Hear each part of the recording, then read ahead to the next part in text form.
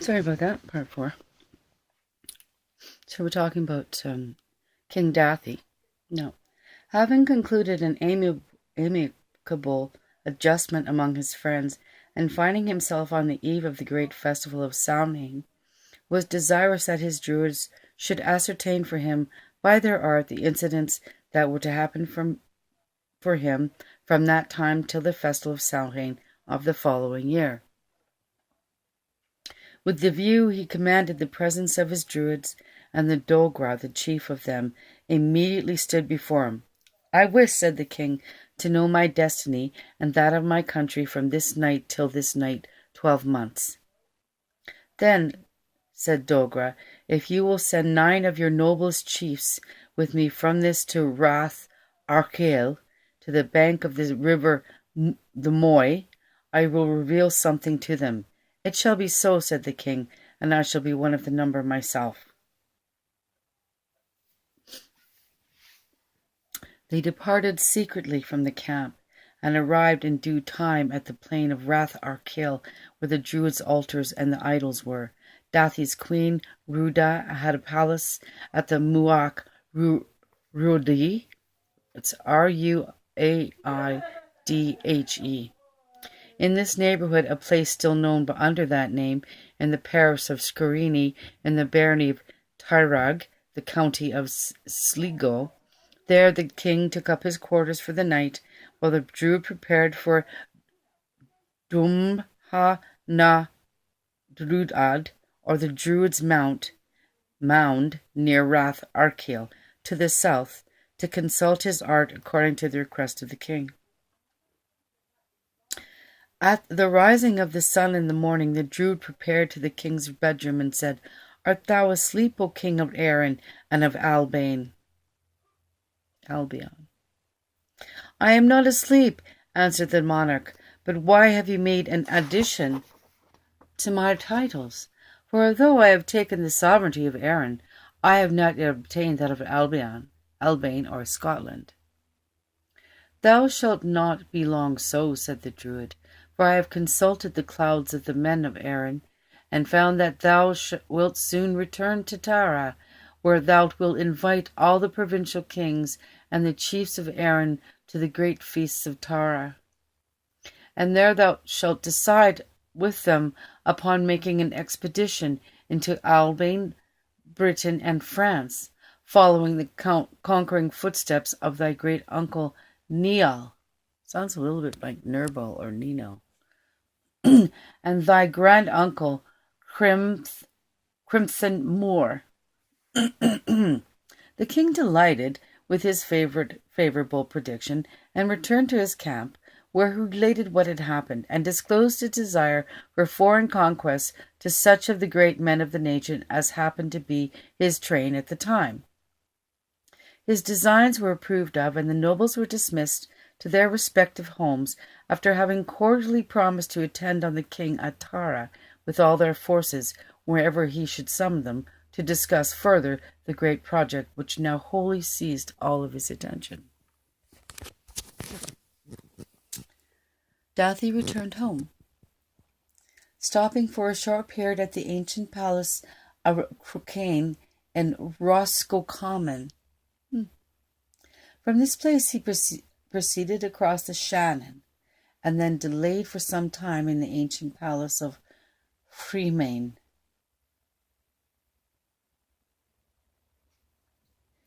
The tale goes on to tell at this place an anecdote having reference to the building where the party then were, which is so interesting in itself, and as an example to the kind of information with which these tracts abound, I may so far digress as to state it to you.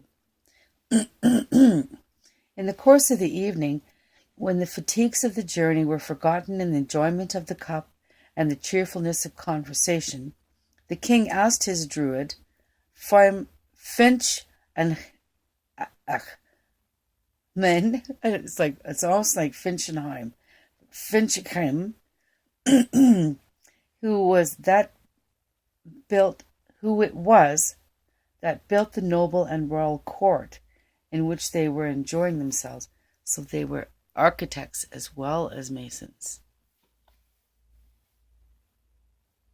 The Druid answered that it had been built by the monarch of Erin about a century before the Christian era. I'm not even going to try the Irish pronunciation. He then narrated to Delhi how that monarch called on the men of Erin to build him a suitable residence, which should descend to his own family independently of the palace of Tara, which always Erin cheerfully consented, and divided themselves into 7 divisions, and they soon built the Rath and the palace within it. And the references to Tara all over the place, with the Buddhists, Scotland, even southern USA.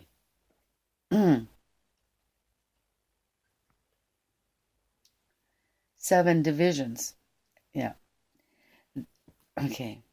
The ground upon which the palace was built was the property of the Fira Cole of Tibitha, or Tefia, and although they formed one of the 7 parties who contributed to its erection, the monarch had not asked their consent for the site.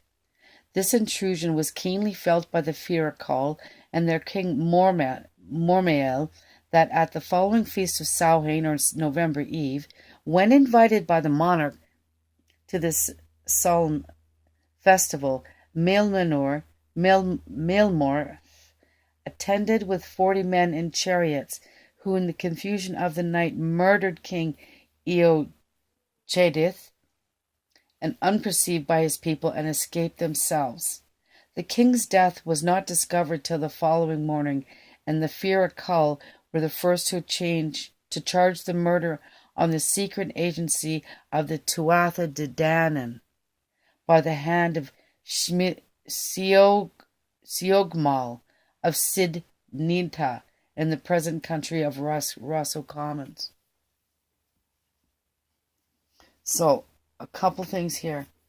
The presence of Tara, all kinds of relations, Emerald Mountain, etc., etc. Which they point to as being in Scotland here. 7 parties, 7 emanations. What was the other? 7 divisions. They form 7 parties. The Tuatha De Danann in connection with the assassination. Again, we're seeing the connection to the Hasashin, connection to the Templars and the lineage. So far, the Druids' history of the building of Freemain, that's how it comes out. It's not how it's spelled, but it's Freemain, and the death of the monarchs Eochaidh Aramith. The Fira Cole, however, did not escape detection. Their crime was quickly discovered, and in fact, in order to escape the punishment there awaited them, they fled over to Shannon, into Connacht, and settled on the borders of Galloway and Rosso Commons. Here the tribe remained for nearly 3,000 years, until the return of Cormac Mac Art from his exile in Connacht in the year of our Lord 225, to assume the monarchy, when he invited the Fira Cole to accompany him as his bodyguard. This service they accordingly performed, and on Cormac's ascension to Father's throne, he gave them a territory north of Tara, nearly coextensive with the present barony of Kells.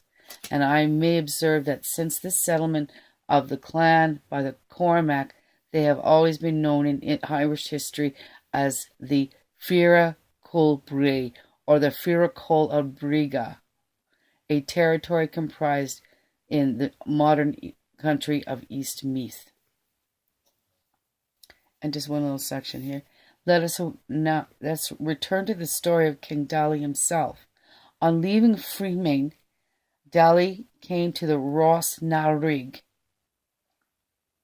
the residence of his mother, which was situated northeast of Tara on the bank of the Boyne. Here he remained for some time, and at last returned to Tara, at which place he had, meanwhile, invited the stars of the nation, the states of the nation, to meet him at the approaching feast of Beltane, one of the great pagan feasts of ancient Erin, on May Day. The Feast of Tara this year was solemnized on a scale of a splendor never before equaled. The fires of Tillotson, now called Taltown, to the north of Tara, were lighted, and the sports, games, and ceremonies for which that ancient place is celebrated were conducted with unusual magnificence and solemnity. These games and ceremonies are said to have been instituted more than 1,000 years previously by Luke, the king of the Tuatha De Danann, in honor of Talite, the daughter of the king of Spain, wife of Eochaeth MacIr, the last king of the Firbolg colony, who was slain in the first great battle of Mac Tuired. It was at her court that Lug had been fostered, and on her death he had her buried at this place, where he raised an immense mound over her grave and instituted those annual games in her honor. These games are solemnized about the first day in August, and they continued to be observed so long as down into the 9th century, and in fact are still going today. So, I think we're going to stop there. There's a lot more in this book I'd like to share. And yeah, there's... Shall I go on? It's only been 11 minutes. Well, why not just go into a partial list of Druid orders and affiliates? Why not? In 1717, the Druid Circle of the Universal Bond, and I'm not going to try the Gaelic, founded by John Toland, along with representatives of Druid groves from London, York, Oxford, Wales, Cornwall, Isle of Man, Anglesey, Scotland, Ireland, and Brittany.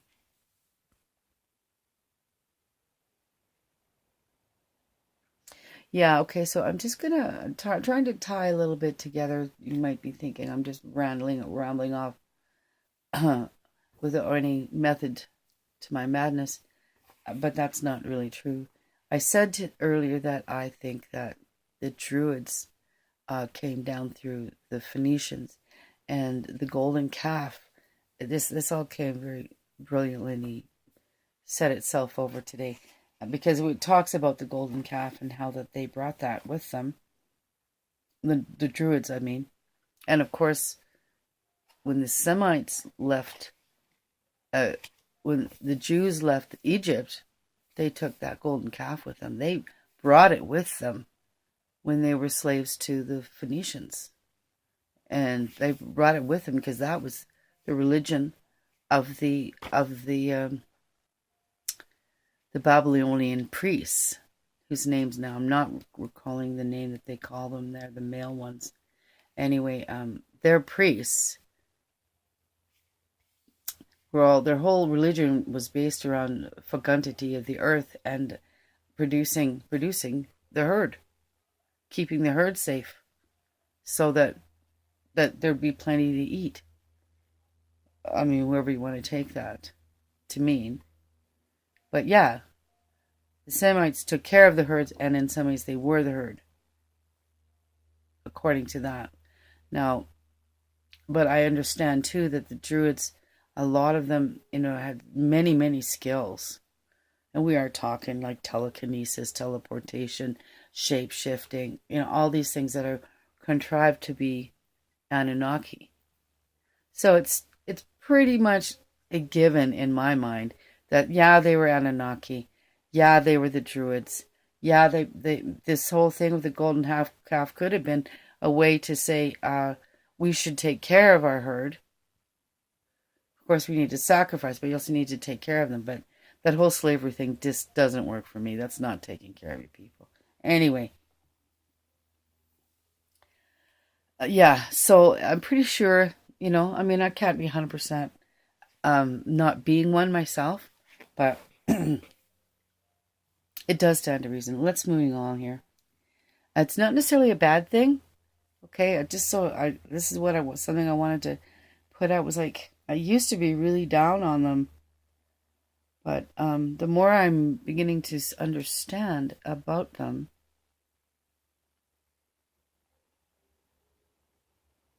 they were, in fact, trying to save us from worse fates. Anyways, we have something to add to that at another time. In 1781, there was the ancient order of Druids founded in London by Henry Hurrell. In 1792, the first Druidic bardic Gorgsed, established by Iglo Morganweg. In 1833, the United Order of Druids, founded after a split with the ancient original order. That happened in 1833. Ooh, I wonder what happened. In 1838, the Breton scholar and antiquarian Herset de la Villemarque, initiated at Anglesey, Gorsedd, he establishes a bardic Druidic grove in Brittany in 1855, named it Buriz Darzad Briad, the Fraternity of Bards of Brittany. Interesting, brotherhood. Now we're deviating from the White Graves kind of mentality. I mean, Robert Graves, White Goddess. Nicholas Drummer, an American member of the ancient United Order, founds a lodge in Paris. Afterwards, lodges are established in Sweden, Norway, Denmark, Germany, Switzerland, Austria, Tasmania, and New Zealand. That's in 1869. The Druidic and National Church, founded in Paris by Henry Lizery, 1855.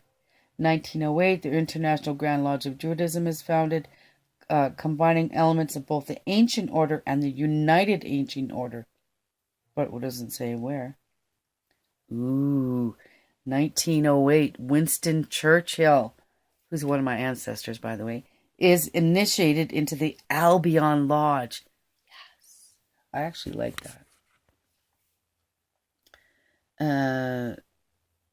1928, Cornish Gorsedd founded. I'm not sure what that word means. 1933, Bardic College founded in Gaul. 1936, Gaelic Belief Society founded in Britain. A second Druidic College of Gaul established in 1942. 50, the Great Oak Forest Celtic College of Brocasiliad.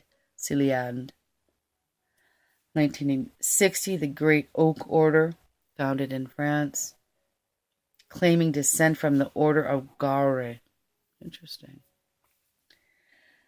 Carleton Grove Reformed Druids of North America in 63. Order of Bards, Oviates, and Druids, founded in 1964. And the Golden Section Order, active in 1975. The Philosophical Brotherhood of Druids, founded in Brittany in 75-76. The Universal Fraternity of Druids, established in France. And I'm wondering if we can get any information on the grove that is in Washington, the one that they have Athena up there. And makes you wonder if they're using some of this stuff. In 92, the Druidic clan of Dana, established in Ireland, re-established apparently. It is founded on the work of the Fellowship of Isis. Fellowship of Isis. Happened to the sisterhood. Established in 1976 by Reverend Lawrence Robertson. And a further split from the Dorn, I'm not going to read it, results in the founding of the Amorican Brotherhood of the Sacred Law. I hope you guys realize I'm dyslexic and I see the letters backwards, so I apologize for my reading being so disconnected to what's in front of me, but I'm trying. Okay, in 93, the Insular Order of Druids, founded at Stonehenge by Dylan ap Thuin. Ooh. And 1993, Order of Druids of Ireland, founded by Michael McGrath. I'm sure there's a lot more. Very interesting stuff.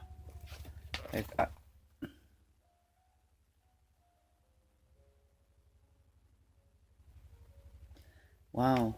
So a lot. Oh, look at this. Pages of poetry, Irish poetry. I love it. Oh, I have to read some of it. If I can actually get my finger. Okay. All right, just pick one. O Mean of the pathway, thou art sweet beyond herbs. O little green one, very green one, on herb on which grows the strawberry. O apple tree, little apple tree, much art thou shaken.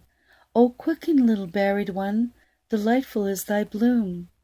O briar, little arched one, thou grantest no fair terms, thou ceasest not to tear me till thou hast thy fill of blood. O yew tree, little yew tree, in churchyards thou art conspicuous. O ivy, little ivy, thou art familiar in the dusky wood. O holly, little sheltered one, thou art against the wind. O ash tree, thou baleful one, hand, weapon of a warrior. And it's going into the birch, the tree calendar, the ancient Druidic tree calendar, and it speaks about all the different trees and herbs. So that's what this is. Okay, let me just, what am I reading? Oh, they are poems by Sibi Gelt. But I wish I could get a year on this. It's several pages long. Yeah, it's several pages long. Wow. So anyway, I'm not going to read all of it.